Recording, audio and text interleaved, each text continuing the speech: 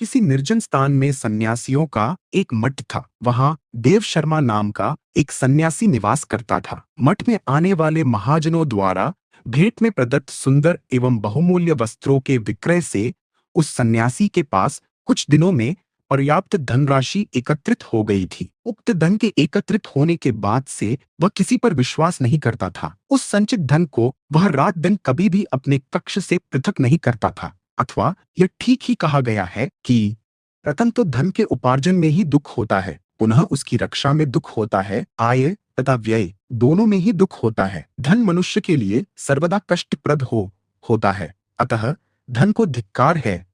दूसरों के धन को अपहृत करने वाले या चोरी करने वाले आषाढ़भूति नाम के किसी धूर्त चोर ने सन्यासी को उस कक्षगत द्रव्य राशि को देखकर सोचा, मैं इस द्रव्य राशि का अपहरण किस प्रकार कर सकता हूँ।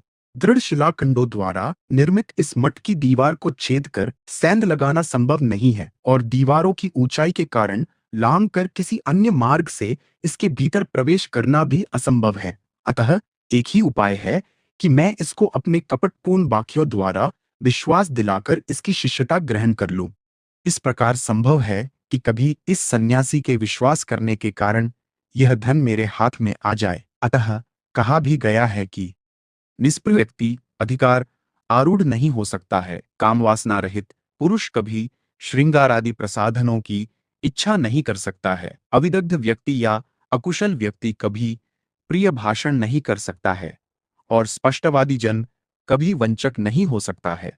अपने मन में उक्त प्रकार से निश्चित करने के बाद उस धूर्त ने सन्यासी के पास जाकर ओम नमः शिवाय इस मंत्र का उच्चारण करने के अनंतर साष्टांग प्रणाम किया और विनीत भाव से कहा, भगवन, यह संसार तो असार है।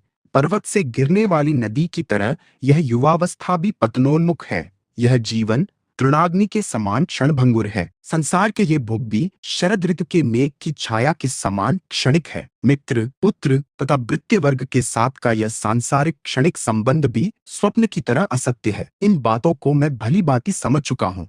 ऐसी अवस्था में कौन ऐसा कर्म है कि जिसको करने से मेरा इस संसार सागर के पार जाना संभव सकेगा। धूर्त की बात को सुनकर देव शर्मा ने आदरयुक्त शब्दों में कहा, हे वत्स, तुम जीवन के प्रथम चरण में या जीवन की प्रथमावस्था में ही इस प्रकार विरक्त हो गए हो, अतएव तुम धन्य हो। कहा गया है कि जो व्यक्ति जीवन के पूर्व भाग या युवावस्था में शांत बना रहता है, मेरे विचार से वही सच्चा शांत या सच्चा संत होता है। जोश के क्षीण हो जाने पर वृद्धावस्था में शांति किसको नहीं होती है। शक्तिहीन हो जाने पर तो प्रत्येक व्यक्ति शांत ही होता है। जरावस्था सज्जन पुरुषों के पहले चित्त हृदय में ही आती है, तदंतर शरीर में आती है, किंतु दुष्ट व्यक्तियों के शरीर में ही यह जरावस्था पहले आती है, चित्त में तो कभी आती ही नहीं है। सज्जन पुरुष का मन ही पहले शिथिल होकर सांसारिक वस्तुओं से विरक्त हो जाता है। कायजनित बुढ़ापा तो बाद में आता है। इसके विपरीत दुष्ट व्यक्ति का जब शरीर ही शिथिल हो आता है, तब वह विरक्त होता है। फिर भी उसके मन की चंचलता नहीं जाती। यदि तुम मुझसे इस भव सागर को पार करने का उपाय पूछते हो तो सुनो हे शूरवीर। शूद्र, चांडाल अथवा कोई भी अन्य पुरुष क्यों न हो, यदि वह जटाधारी हो, शिव मंत्र द्वारा दीक्षित और भस्म विभूषित है, तो साक्षात शिव के ही समान होता है। यदि कोई व्यक्ति षडक्षर मंत्र का उच्चारण करके एक भी पुष्प शिवलिंग के मस्तक पर चढ़ा देता है, तो वह संसार के आवागमन से विमुक्त हो जाता है और उसका पुनर्जन्म नहीं होता है। सन्यासी के वचन को सुनने के बाद आषाढ़भूति ने उसके पैरों को पकड़कर विनीत भाव से कहा, हे भगवन, कृपया दीक्षा देकर मुझे अनुग्रहित करें। देव शर्मा ने कहा, वत्स, मैं दीक्षा रूपी अनुग्रह तो कर दूंगा, किंतु रात्रि के समय तुम मठ के भीतर प्रवेश न करना, क्योंकि सन्यासियों की निस्संगता ही प्रशंसित होती है। तुम्हारे और मेरे दोनों ही के लिए यह श्रेयस्कर होगा। कहा भी गया है कि राजा अनुचित परामर्श ग्रहण करने से, सन्यासी संसर्ग से, पुत्र अत्यधिक दुलार करने से, ब्राह्मण अनध्याय से, कुल कुपुत्र के जन्म लेने से, शील दुर्जनों के संपर्क से, मित्रता स्नेह के अभाव से, समृद्धि अनाचरण अनीति से, स्नेह प्रवास से, स्त्री रूपादि के गर्व एवं सम्यक निरीक्षण के अभाव में स्वतंत्र होने से, कृषि उपेक्षा पूर्वक छोड़ देने से और धन प्रमाद करने से नष्ट हो जाता है। अतः दीक्षा ग्रहण करने के बाद तुम मठ के दरवाजे पर स्थित तृण की कुटी में ही शयन करना। देव शर्मा की उपर्युक्त बात को सुनकर उसने कहा, भगवन, मेरे लिए आपका आदेश ही पालनीय है, क्योंकि परलोक के साधन में मुझे उसी की आवश्यकता है। देव शर्मा ने आषाढ़ भूति से बाहर शयन करने की प्रतिष्ठा कराने के पश्चात शास्त्र विहित विधि से उसको दीक्षा देकर अपना शिष्य बना लिया। आषाढ़ भूति ने भी हाथ पैर दाबकर अपनी सेवा के द्वारा देव शर्मा को संतुष्ट कर लिया। इतना होने पर भी वह अपनी उस धन की पोटली को कभी अपने से पृथक नहीं करता था।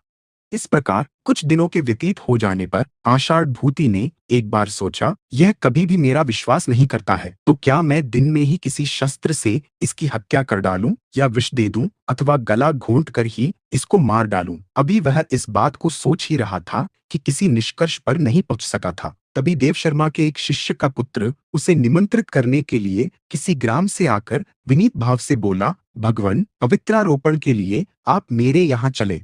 उसकी बात को सुनकर देव शर्मा ने प्रसन्न मन से आषाढ़ भूति के साथ प्रस्थान किया। कुछ दूर आगे जाने के बाद मार्ग में एक नदी मिली। उसको देखकर देव शर्मा ने उस द्रव्य की पोटली को निकालकर गुप्त रूप से अपनी गुदड़ी में छिपा दिया और स्नान तथा पूजा आदि करके आषाढ़ भूति से कहा, हे आषाढ़ भूते, मैं शौच स्नान आदि से निवृत्त होकर जब तक वापस न आ जाऊं तब तक तुम भगवान शिव की प्रतिमा से युक्त इस गुदड़ी को सावधानी पूर्वक देखते रहना। ये कहकर वह चला गया।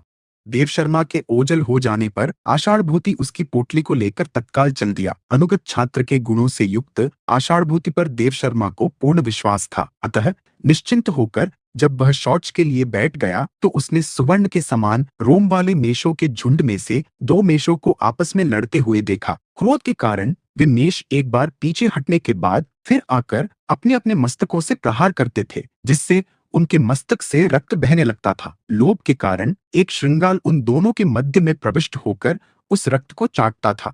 देव शर्मा ने श्रृंगाल के उस व्यापार को देखकर अपने मन में यह सोचा कि यह श्रृंगाल कितना मूर्ख है। यदि किसी प्रकार से इन मेषों के रगड़ में पड़ गया तो निश्चय ही मर जाएगा।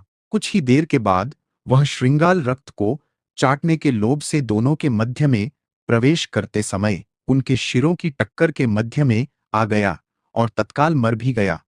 देव शर्मा अपने मन में उक्त घटना को स्मरण करते हुए धीरे धीरे पूर्व स्थान की ओर बढ़ने लगा। यहाँ पहुंचकर जब उसने आषाढ़ भूति को नहीं देखा तो घबराकर शीघ्रता पूर्वक कुल्ला आदि करके कंथा को देखा। उसमें द्रव्य की पोटली नहीं थी। इसके बाद हाय हाय, मैं लुट गया हूँ कहता हुआ वह मूर्छित होकर पृथ्वी पर गिर पड़ा। कुछ देर बाद चेतना के लौटने पर वह पुनः उठकर बैठ गया और विलख कर रोने लगा। अरे आषाढ़ भूते, मुझे लूट कर तुम किधर चले गए हो, मुझे उत्तर दो।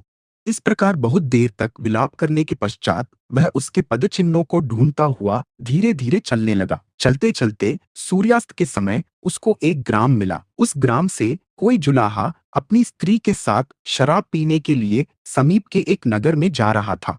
उसको देखकर देव शर्मा ने कहा, हे भद्र, हम सूर्यास्त के समय आपके यहाँ आए हुए अतिथि हैं। इस ग्राम के किसी भी व्यक्ति को हम जानते नहीं हैं, अतः आज का आतिथ्य कराना आप ही स्वीकार करें। कहा भी गया है कि सूर्यास्त काल में गृहस्थों के द्वार पर आया हुआ व्यक्ति अतिथि होता है और उसकी पूजा मात्र से ही गृहस्थों को देवत्व मिल जाता है।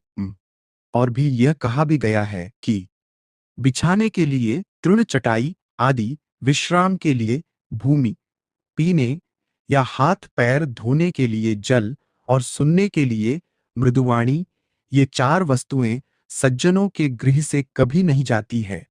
अतिथि के स्वागत से अग्नि, आसन प्रदान करने से इंद्र, पाद प्रक्षालन से पितर तथा अतिथि को अर्घ्य देने से शिव तृप्त होते हैं। उपर्युक्त वचन को सुनकर कौलिक ने अपनी स्त्री से कहा, हे प्रिये, तुम अतिथि को लेकर घर लौट जाओ और पाद प्रक्षालन, भोजन तथा शयन आदि का प्रबंध करके इनकी सेवा में वहीं रहना। मैं तुम्हारे लिए पर्याप्त मद्य लेता आऊंगा। यह कहकर वह चला गया। उसकी व्यभिचारिणी स्त्री अतिथि को लेकर प्रसन्न मन से अपने उपपति देवदत्त का स्मरण करती हुई वहां से घर के लिए लौट पड़ी। अथवा ठीक ही कहा गया है कि दुर्दिन में, जबकि आकाश मेघाच्छन्न हो, सघन अंधकार व्याप्त हो, नगर की गलियों में अंधकार के कारण आवागमन कठिन हो गया हो और पति विदेश चला गया हो, तो व्यभिचारिणी स्त्रियों को अधिक आनंद मिलता है। सुंदर तथा स्वच्छ चद्दर से युक्त बिस्तर, अनुकूल पति और मनोहर शैया को परसुरत लोलुप स्त्रियां तृण के समान तुच्छ समझती है। उल्टा स्त्रियों को अपने पति से संतोष तो नहीं ही होता है, प्रत्युत स्वपति के साथ केली करने में, उनकी मज्जा तथा स्वपति के लिए श्रृंगार करने में उनकी हड्डियां जल जाती है और पति का प्रिय वाक्य भी उन्हें कड़वा लगता है। परपुरुषों के साथ रम करने वाली स्त्री अपने कुल के पतन, लोक निंदा, बंधन तथा प्राणहानि को भी सहर्ष स्वीकार कर लेती है। जुलाहे की स्त्री ने घर जाकर एक बिना बिस्तर की टूटी हुई चारपाई देकर देव शर्मा से कहा, भगवन, दूसरे ग्राम से आई हुई अपनी एक सहेली से मिलकर मैं अभी आ रही हूँ, तब तक आप मेरे घर में सावधानी पूर्वक विश्राम करें। यह कहकर वह श्रृंगार आदि करने के बाद जब अपने प्रेमी देवदत्त से मिलने के लिए चलने लगी, तभी उसका पति सामने से मदविवल मुक्तकेश और पद पद पर गिरता पड़ता शराब का बर्तन लिए हुए आ पहुंचा। उसको देखते ही वह शीघ्रता पूर्वक लौटकर अपने घर में चली गई और अपने आभूषणों आदि को निकालकर पहले की तरह बैठ गई। कोलिक ने आभूषणों से सुसज्जित और शीघ्रतापूर्वक लौटती हुई अपनी स्त्री को देख लिया था। वह पूर्व से ही कर्ण परंपरा या दूसरों के द्वारा उसकी लोक निंदा को सुनने के कारण क्षुब्ध या क्रोधित रहा करता था, किंतु अपने मनोगत भावों को सतत छिपाए रहता था। इस समय अपनी स्त्री के उक्त आचरण को देखकर वह पूर्ण विश्वस्त हो चुका था कि यह स्त्री कुलटा है। अतः घर में घुसते ही क्रुद्ध होकर उसने पूछा, हे पापे, हे पुंशवली, तुम इस समय कहाँ गई थी? उसकी स्त्री ने कहा, तुम्हारे पास से आने के बाद मैं कहीं नहीं गई थी। शराब के नशे में तुम क्यों इस प्रकार अप्रस्तुत बातें कर रहे हो? अथवा ठीक ही कहा गया है कि विकलता, पृथ्वी पर गिरना, बेचैनी से लौटना तथा अप्रस्तुत बात करना, ये सभी सन्निपात के लक्षण होते हैं, किंतु मदिरा इन तीनों को प्रकट कर देती है। अर्थात बेचैनी, मूर्छा तथा अप्रासंगिक बात करना, इन तीनों में से किसी का भी होना सन्निपात के लक्षण को प्रकट करता है, किंतु मदिरा पीने वाले व्यक्ति में ये तीनों दोष एक साथ ही प्रकट होते हैं। हाथ में कंपन होना, बेचैनी से कपड़ों को हटाना, जमीन पर गिर जाना, तेज की हानि होना तथा बदन में रक्तिमा का संचार हो जाना वारुणी के प्रभाव का द्योतक होता है। वारुणी प्रतीची दिशा का अवलंबन करने पर भगवान सूर्य भी इन चिन्हों को अनुभव करते हैं। स्त्री के मुख से विपरीत बातों को सुनने और उसके वेश विपर्य को देखने के बाद कौलिक ने क्रोधातुर होकर कहा, हे पुंश्चली, हे व्यभिचारिणी, तुम्हारे लोकापवाद को मैं बहुत दिनों से सुनता आ रहा हूं। आज अपनी आंखों से देखने के बाद मुझे पूर्ण विश्वास हो चुका है, अतः आज मैं तुम्हारा उचित उपचार करूंगा। ये कहकर उसने डंडे से पीट पीट कर उस स्त्री को जर्जरित कर दिया और खंबे में बांध दिया। मदवेवल नशे में चूर होने के कारण वह कौलिक स्वयं भी सो गया। इसके बाद कौलिक की स्त्री की एक सहेली नापितों ने कौलिक को खंभे में बंधे हुए देखकर नापिती के पास जाकर कहा, हे सखी, देवदत्त वहां तुम्हारी प्रतीक्षा कर रहा है, शीघ्र आओ। उसने कहा, मेरी अवस्था को भी तो देखो, मैं कैसे जा सकती हूँ? तुम जाकर उससे कह देना कि आज की रात्रि में उसके साथ समागम होना संभव नहीं है। उसकी बात को सुनकर नापिती ने कहा, सखी, ऐसा न कहो, कुलटा का यह धर्म नहीं है। कहा भी गया है कि ऊंट की तरह दुर्गम स्थान में स्थित फल को ग्रहण करने वाले व्यक्ति का ही जीवन प्रशंसनीय होता है और भी परलोक संदेहास्पद होता है, और इस अनेक रूपात्मक विश्व में जन्म लेने पर नाना अपवाद लगा ही करते हैं। अतः यदि परगमन इतना ही सुलभ हो तो तरुणावस्था का आनंद लेने वाले व्यक्ति का ही जीवन धन्य होता है। अंधे को भी यदि संयोग से एकांत में चाहने वाला कोई कुरूप व्यक्ति भी मिल जाए तो कुलटा स्त्री उसके साथ सहवास करती है, परंतु कष्ट सहकर प्राप्त होने पर भी अपने सुरपवान पति के साथ सहवास नहीं करती है। कौलिक की स्त्री ने कहा, यदि ऐसी बात है तो तुम ही बताओ कि इस कठिन बंधन में आबद्ध रहकर मैं कैसे वहां जा सकती हूँ? यह पापी मेरा पति भी यहाँ शराब के नशे में बेहोश पड़ा है। नापिती ने कहा, सखी, शराब के नशे में बेहोश यह तो सूर्योदय के बाद ही जाग सकेगा, अतः मैं तुम्हें छोड़ देती हूँ। अपने स्थान में तुम मुझे बांधकर अतिशीघ्र देवदत्त से मिल आओ। कौलिक की स्त्री ने कहा, अच्छी बात है, जो तुम कहती हो अब वही कार्य करूंगी। इसके बाद उस नापिती ने अपनी सखी के बंधन को छोड़ दिया और उसके स्थान में स्वयं को बांधकर उसको देवदत्त के पास संकेत स्थल पर भेज दिया। कुछ देर के बाद कौलिक भी उठकर बैठ गया। नशा एवं क्रोध के कुछ कम हो जाने पर उसने कहा, अरे परुष भाषिणी, यदि तुम आज से फिर कभी बाहर निकलने का नाम न लो और परुष बोलना छोड़ दो, तो मैं तुम्हें छोड़ सकता हूँ। नापिती ने स्वर भेद के भय से कोई उत्तर नहीं दिया। वह बार बार अपने वाक्य को दोहराता रहा। जब वह कुछ नहीं बोली, तो क्रुद्ध होकर उसने किसी तेज शस्त्र से उसके नाक को काट दिया और कहा, अरे पुंश्चली, अरे कुल्टा स्त्री, तुम इसी तरह बंधन में पड़ी रहो। मैं फिर तुम्हें प्रसन्न करने की कोशिश नहीं करूंगा। ये कहकर वह पुनः सो गया। बुभुक्षित देवशर्मा धन के नष्ट हो जाने के कारण जागकर कौलिक की स्त्री के चरित्र को देख रहा था। उधर कौलिक की स्त्री देवदत्त के साथ यथेच्छ रमण करने के पश्चात कुछ देर में अपने घर वापस लौट आई थी। घर आकर उसने नापिती से पूछा, अरे तुम सकुशल हो ना? मेरे जाने के बाद यह पापात्मा उठा तो नहीं था? नापिती ने उत्तर दिया, नासिका को छोड़कर शेष शरीर सकुशल है। मुझे तुम शीघ्र इस बंधन से मुक्त कर दो, जिससे मैं इस पापात्मा के देखने से पूर्व अपने घर चली जाऊं। नापिती के चले जाने के बाद कौलिक ने पुनः उठकर पूछा, पर पुरुषगामिनी, क्या तुम अब भी कुछ नहीं बोलोगी? क्या मैं तुम्हारा कान भी काटकर और कठोर दंड दूं? उसके वाक्य को सुनकर उसकी स्त्री ने क्रोधातुर होकर साक्षेप कहा, अरे मूर्ख पुरुष, मुझ जैसी सती को कौन अपमानित कर सकता है या कौन अधिक्षिप्त कर सकता है?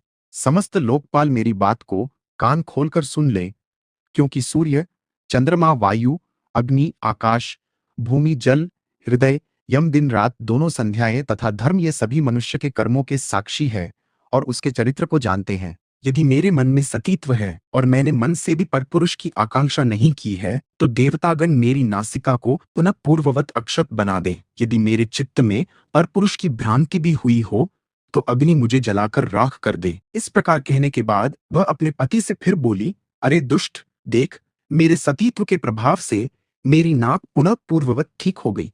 उसके पति ने जब जलती हुई लकड़ी को उठाकर देखा, तो उसकी नाक पूर्ववत जुड़ गई थी और पृथ्वी पर पर्याप्त खून बहा हुआ था। यह देखकर उसके आश्चर्य का ठिकाना नहीं रहा। उसने तत्काल उसको बंधन से मुक्त कर दिया और चारपाई पर बैठाकर अनेक प्रकार के चाटु वाक्यों के द्वारा उसको संतुष्ट करने लगा। देवशर्मा ने उस संपूर्ण वृत्तांत को देखकर अपने मन में साश्चर्य यह कहा, शंबर, नमुची, बलि तथा कुंभीनसी आदि असुरों की समस्त माया स्त्रियां जानती हैं। ये स्त्रियां हंसते हुए को हंसकर, रोते हुए को रोकर और क्रुद्ध व्यक्ति को प्रिय वाक्यों द्वारा अपने जाल में फांस लेती हैं।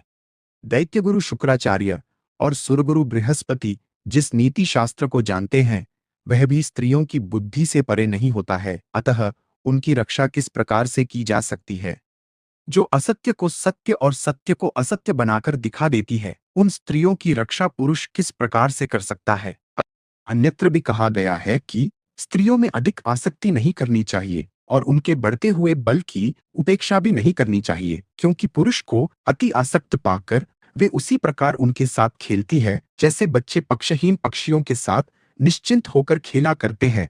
स्त्रियां मुख से तो मीठी मीठी बातें करती है और अपने तीक्ष्ण दुष्ट हृदय से प्रहार भी करती रहती है। उनकी वाणी में अमृत रहता है और हृदय में हलाहल विष भरा रहता है।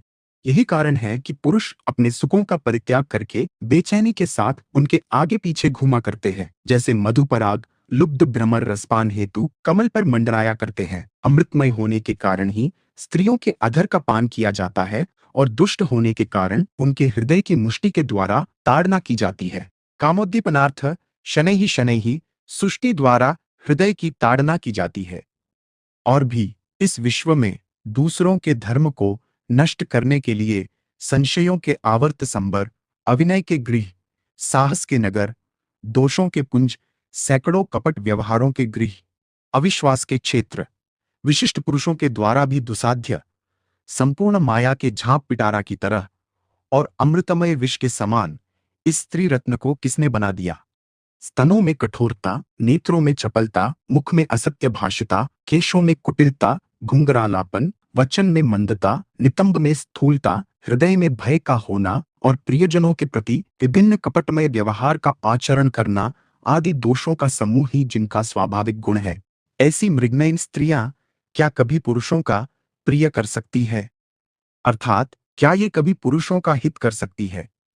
अपने कार्य की सिद्धि के लिए ये स्त्रियां हंसती भी है और रोती भी हैं। अपनी वाक्चातुरी से पुरुषों में तो विश्वास उत्पन्न कर देती है, किंतु स्वयं पुरुषों पर विश्वास नहीं करती। अतः कुल तथा शील संपन्न पुरुष को चाहिए कि वह इन स्त्रियों को शमशान में बंधी हुई हंडिका घट की तरह अशुचि अग्राह्य समझकर छोड़ दे, कभी भी इनके प्रलोभन में न पड़े। स्कंध प्रदेश में बालों के बिखरे होने के कारण भीषणाकृति के सिंह, मद रेखाओं से सुशोभित गज, मेधावी पुरुष तथा परम साहसी वीर भी स्त्रियों के सामने पड़ते ही कायर बन जाते हैं।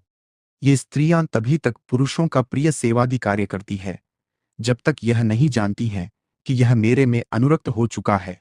जब उन्हें पुरुष की कामासक्ति का पता लग जाता है तो वे उसको उसी तरह से अपने अधीन कर लेती है जैसे मांस को निगलने वाली मछलियों को पकड़कर धीवर अपने अधीन कर लेते हैं।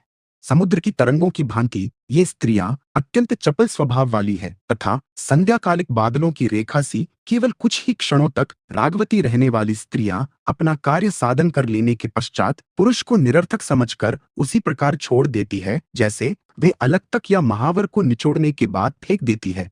असत्य भाषिता, साहसिकता, माया, मूर्खता, लोलग्ना, अपवित्रता तथा निर्दयता आदि स्त्रियों के स्वाभाविक दोष होते हैं। ये वामलोचनाएं सीधे साधे पुरुषों के हृदय में प्रवेश करके उनको मोह लेती हैं। अपने हाव भावों से एवं अधरपानादि के द्वारा उन्हें मदविवल बना देती है। पुनः उनका उपहास करती है, उनकी निंदा करती है, उन्हें डांटती फटकारती है, उनको प्रसन्न करने के लिए उनके साथ रमण भी करती है और उन्हें दुख भी देती है। ये स्त्रियां पुरुषों की क्या क्या दुर्दशा नहीं करती। ये भीतर से विषमयी और बाहर से कोमल तथा मनोहर होती है। इनका स्वरूप गुंजफल पुंगची के समान बाहर से आकर्षक और भीतर से विषमय होता है। इस प्रकार की स्त्रियों का निर्माण न जाने किसने कर दिया है। उक्त प्रकार से सोचते हुए उस सन्यासी की वह रात्रि अत्यंत कष्ट के साथ किसी प्रकार से व्यतीत हुई। उधर वह नकटी दूतिका नापिती अपने घर जाकर यह सोचने लगो कि मुझे अब क्या करना चाहिए, इस विशाल छिद्रकटी नाक को कैसे छिपाऊं। अभी वह सोच ही रही थी कि उसका पति जो रात में कार्य विशेष के कारण राजा के यहाँ रुक गया था, प्रातःकाल होते ही अपने घर पहुंचकर नागरिकों के क्षौरादि कार्य के लिए व्यग्र होते हुए दरवाजे के बाहर से ही बोला, प्रिय, मेरे औजारों की पेटी जल्दी से देओ, जिससे मैं नागरिकों का बाल आदि काटने के लिए चला जाऊं। उस नापित की नासिकाहीन स्त्री ने अपने प्रत्युत्पन्न मतित्व के कारण घर में बैठे हुए ही औजारों की पेटी में से एक छुरे को निकालकर अपने पति की ओर फेंक दिया। वह अपनी पत्नी के इस व्यवहार से आश्चर्यचकित हो उठा और एक छुरे को देखते ही क्रोध से आग बबूला होकर उसको अपनी स्त्री की ओर फेंक दिया। इस मध्य में वह दुष्ट स्वभाव वाली नापिती अपने दोनों बाहों को उठाकर रोने के विचार से बाहर निकल पड़ी। वह चिल्लाकर यह कहने लगी कि इस पापी ने बिना किसी अपराध के ही मुझ जैसी सती की नाक काट ली है, मुझे बचाओ बचाओ। इसी बीच में सिपाहियों ने आकर उस नापित को डंडों से खूब पीटा और बांध लिया। पुनः उस नासिकाहीन नापिती के साथ उसे न्यायालय में उपस्थित करके न्यायपालों से निवेदन करते हुए यह कहा, श्रीमान, इस नापित ने बिना किसी अपराध के ही इस स्त्री को विकृतांग कर दिया है, अतः जो उचित हो आप लोग करें। उन सिपाहियों की बात को सुनकर न्यायपालों ने उस नापित से पूछा, अरे नापित, तुमने अपनी स्त्री को विकृतांग क्यों किया? क्या इसने परपुरुष गमन किया है? क्या इसने किसी का प्राण लेने का प्रयास किया है अथवा चोरी की है? इसका क्या अपराध है, कहो। प्रहार जनित वेदना के कारण वह नापित कोई उत्तर नहीं दे सका। उसको मौन देखकर न्यायाधीशों ने आपस में निश्चय करके कहा, सिपाहियों का कथन ठीक जान पड़ता है, यह दोषी है। इसने इस दीनहीन भली स्त्री को हीनांग अवश्य किया है। कहा भी गया है कि यदि मनुष्य का स्वर बदल गया हो और उसके मुख का स्वाभाविक रंग भी बदल गया हो, वह सशंकित होकर देखता हो अथवा हतप्रभ हो गया हो, तो वह दोषी अवश्य होता है, क्योंकि पाप करने के बाद मनुष्य अपने कर्म से संत्रस्त हो उठता है और उसका मुख विकृत हो जाता है। और भी, यदि पुरुष चलते समय लड़खड़ाता हो, उसका मुख विवर्ण हो गया है, उसके ललाट पर पसीना आ गया हो और वह बोलने में हिचकिचाता हो, तो वह दोषी अवश्य होता है। न्यायालय में पहुंचने के बाद यदि पुरुष अपनी दृष्टि को नीचे की ओर झुकाकर उत्तर देता है तो भी उसे सदोष समझना चाहिए। अन्य भी, न्यायालय में उपस्थित होने के बाद यदि पुरुष प्रसन्न हो, स्वस्थ हो, उसकी वाणी साफ हो, उसकी आंखों में रोष हो, क्रोध युक्त होकर बात करता हो और उसका धैर्य स्थिर हो, तो वह पुरुष निर्दोष होता है। अतः यह नापित अपराधी जान पड़ता है। स्त्री को कष्ट देने के कारण यह वध्य है, इसको शूली पर चढ़ा दो। उस नापित को वध्य स्थान में ले जाते हुए देखकर देवशर्मा ने जजों के पास जाकर कहा, हे महाशयों, यह बेचारा नापित अन्यायपूर्वक मारा जा रहा है, यह निरपराध है। मेरी बात को आप लोग ध्यानपूर्वक सुन लें। मेषों की लड़ाई के मध्य में आने के कारण श्रृंगाल की जान गई। मैं आषाढ़ भूति पर विश्वास करने के कारण मारा गया, लुट गया, और यह नापिती अपनी सहेली के उपकारार्थ मारी गई। हम तीनों ही ने अपने विनाश का कारण स्वयं निर्मित किया है। सन्यासी की बात को सुनकर जजों ने पूछा, कैसे? देवशर्मा ने तीनों के वृत्तांत को सविस्तार कहकर सुना दिया। उसकी बात को सुनकर आश्चर्यचकित जजों ने नापित को मुक्त कर दिया और आपस में विचार करने के बाद कहा, बड़े से बड़े अपराध को करने के बाद भी ब्राह्मण, बालक, स्त्री, तपस्वी तथा रोगी व्यक्ति अवध्य होते हैं। अतः धर्मशास्त्रानुसार उनको अंगहीन करके छोड़ देना ही उचित दंड होता है। इस नापिती के नासिका का छेदन इसके कर्म से ही हो गया है। अब राजदंड के रूप में इसका कान काट लेना पर्याप्त है। नापिती का कान कट जाने के बाद देवशर्मा अपने वित्त नाश से उत्पन्न शोक को भूलकर पुनः स्वस्थान को लौट गया। दमनक ने उक्त कथा को समाप्त करने के बाद कहा, इसलिए मैं कहता हूं कि कभी कभी अपने दोष के कारण भी मनुष्य को हानि उठानी पड़ती है, जैसा कि श्रृंगाल, सन्यासी और नापिती को स्वदोष से ही कष्ट भोगना पड़ा था। दमनक की बात को सुनकर करंटक ने पूछा, ऐसी स्थिति में हमें क्या करना चाहिए?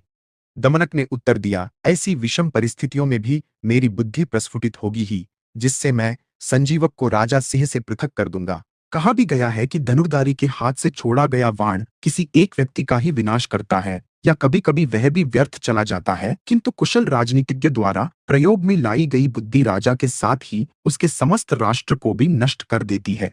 मैं अपने गुप्त षड्यंत्र के द्वारा संजीवक और राजा सिंह में फूट डाल ही दूंगा। कर्टक ने कहा, भद्र, यदि तुम्हारे षड्यंत्र को कहीं पिंगलक जान गया अथवा संजीवक को ही उसका पता चल गया तो तुम्हारा विनाश निश्चित है। उसने कहा, तात, आप इस तरह की बात न करें। कुशल कूटनीतिज्ञों को आपत्ति काल में और भाग्य के सर्वथा विपरीत हो जाने पर जब दूसरा उपाय न रह गया हो तो अपनी बुद्धि का प्रयोग करना ही चाहिए, उद्यम को छोड़ना नहीं चाहिए। कभी कभी गुणाक्षर न्याय से बुद्धि का भी प्रयोग सफल हो जाता है।